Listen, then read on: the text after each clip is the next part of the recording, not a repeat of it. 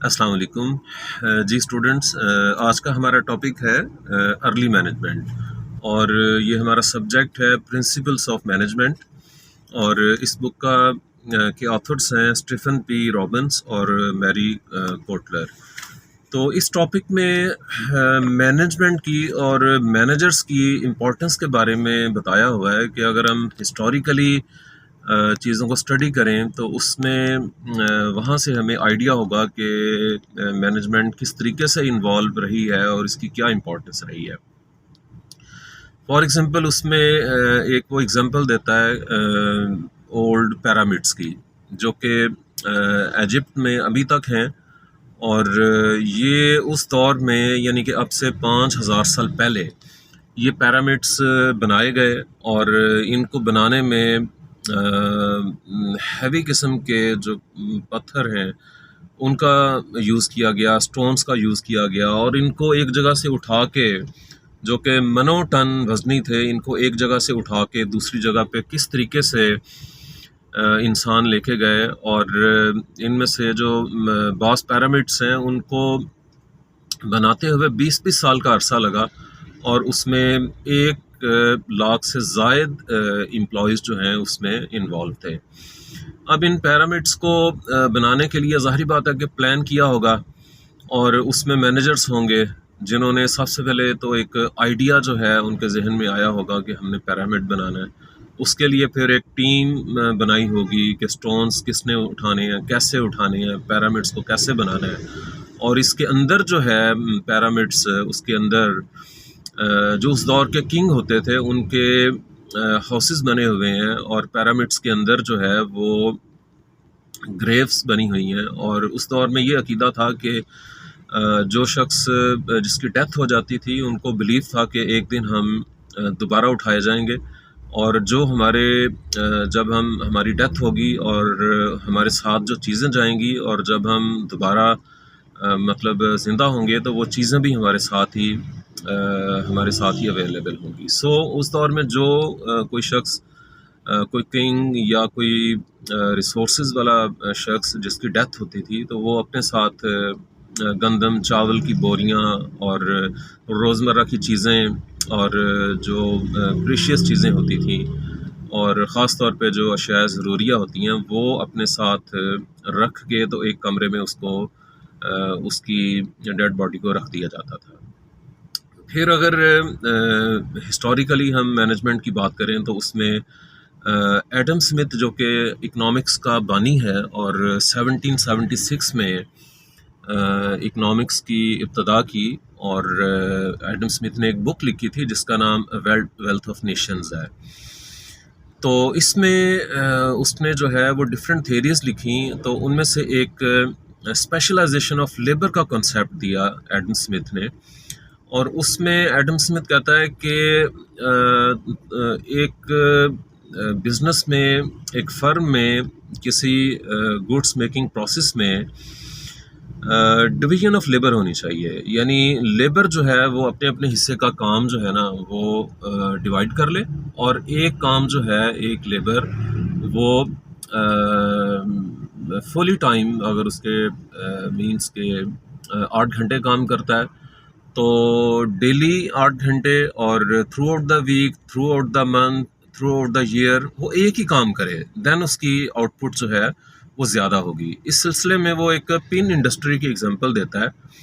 کہ for example کہ پنس بنانی ہے، اور اس میں 10 مزدور جو ہیں وہ مل کے بناتے ہیں، تو اگر ہر مزدور جو ہے اس سے پہلے اس کو یہ چیز کلیئر کر لیتے ہیں کہ اس نے یہ کنسیپٹ دیا تھا کہ اگر 10 مزدور جو ہیں وہ اپنا اپنا کام بانٹ لیں پنس بنانے کے پروسیس میں، تو اس طریقے سے ڈویژن آف لیبر کر کے تو وہ 42,000 پنس بنا سکتے ہیں۔ آن دا ادر ہینڈ اگر ہر مزدور جو ہے وہ کہے کہ سارے کام میں نے کرنے ہیں علیحدہ علیحدہ طور پہ، تو اگر ایسا کیا جائے، یعنی اگر یہ ڈویژن آف لیبر کے اگینسٹ ہو، تو اس میں ایک مزدور جو ہے وہ صرف 10 پنس بنا سکے گا، اور 10 مزدور جو ہیں وہ 100 پنس بنا سکیں گے۔ تو یہ دیکھیں یہ کتنا ڈفرینس ہے کہ اگر اسپیشلائزیشن کی جائے تو 10 مزدور جو ہے وہ 42,000 پنس بنا سکتے ہیں، اور اگر اسپیشلائزیشن نہ کی ہو تو اس تب صرف 100 پنس بنائی جا سکتی ہیں۔ اس کے بعد وہ یہ جو مینجمنٹ ہے اس کی روزمرہ کی لائف میں ہمیں ہسٹوریکلی بھی اور کرنٹلی بھی ایگزامپلس نظر آتی ہیں کہ فار ایگزامپل کہ ایک ڈاکٹر آپریشن کرتا ہے تو اس میں ایک پوری ٹیم ہوتی ہے، نرسز ہوتی ہیں، ساتھ جونیئر ڈاکٹرز ہوتے ہیں، اور نرسز جو ہیں انہوں نے جو ڈاکٹر آپریٹ کر رہا ہے اس کو سرجیکل انسٹرومنٹس پکڑانے ہوتے ہیں، اور وہ بھی ڈیوٹیز ہوتی ہیں کہ فلاں نے فلاں سرجیکل انسٹرومنٹ پکڑانا ہے، دوسری نرس نے یا ڈاکٹر نے فلاں انسٹرومنٹ پکڑانا ہے، اور اس کے علاوہ جو جونیئر ڈاکٹرز ہیں ان کی ڈیوٹیز اسائن ہوتی ہیں کہ جی آپ نے یہ کام کرنا ہے، آپ نے یہ کام کرنا ہے، تو تب آپریشن جو ہے وہ ریپڈلی اور سکسیسفلی کمپلیٹ ہوتا ہے۔ اسی طرح فٹ بال کی، کرکٹ کی ٹیم میں دیکھ لیں کہ اس میں پورا ایک مینجمنٹ ہوتی ہے، جو کیپٹن ہوتا ہے وہ پلیئرز کو جو ہے وہ پوزیشنز اسائن کرتا ہے، تو اس طریقے سے پھر وہ گیم ون کی جاتی ہے، تو اس میں بھی مینجمنٹ انوالو ہوتی ہے۔ تو اس کے علاوہ ریسٹورنٹس میں دیکھ لیں، ریسٹورنٹس میں مختلف ریسیپیز تیار ہو رہی ہوتی ہیں، تو جو لوگ ہیں، کسٹمرز ہیں، ان کو کھانا سرو کیا جا رہا ہوتا ہے، تو اس میں بھی یہ ہے کہ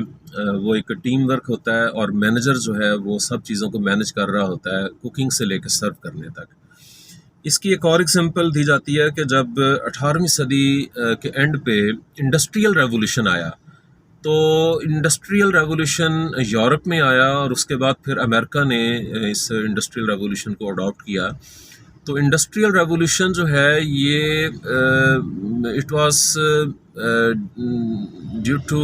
مینجمنٹ، ادر فیکٹرز بھی بے شمار تھے، بٹ مینجمنٹ کا اس میں بڑا وائٹل رول تھا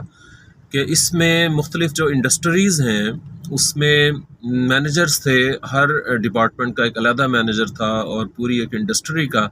جنرل مینیجر تھا جو ایک سسٹمیٹک طریقے سے چیزوں کو کنٹرول کرتے تھے۔ تو اس طریقے سے جو ہے وہ انڈسٹریل گروتھ جو ہے وہ بہت ریپڈلی آگے بڑھی۔ تو یہ مطلب مینجمنٹ کی امپورٹنس ہے، اور آج کل کے جتنے مینیجرز ہیں مختلف ملٹی نیشنل فرمز ہیں، اس میں مینجمنٹ کا بہت امپورٹنٹ رول ہے، اور آج کل کے مینیجرز جو ہیں وہ مینجمنٹ اسکلس ڈیولپ کرنے کے لیے جو مینجمنٹ کی ڈفرینٹ تھیریز ہیں وہ پڑھتے ہیں، ان کو اپنی جو فرم ہے، اپنی امپلائیز ہے، ان پہ امپلائی کرتے ہیں، اپنے امپلائیز کو موٹیویٹ کرنے کے لیے، ان کی ایفیشنسی بڑھانے کے لیے، ان کی سٹریس مینجمنٹ کے لیے، اور فرم جو ہے اس کو اس کی ایفیشنسی آؤٹ پٹ بڑھانے کے لیے، اس کی گروتھ ریٹ بڑھانے کے لیے جو مینیجرس ہیں وہ ڈفرینٹ تھیریز کو پڑھتے ہیں اور پریکٹیکلی اپلائی کرتے ہیں۔ تو دیٹس وائی کہ آج کل جو ہے وہ اکانومیز اور جو سسٹمز ہیں وہ گرو کر رہے ہیں، اور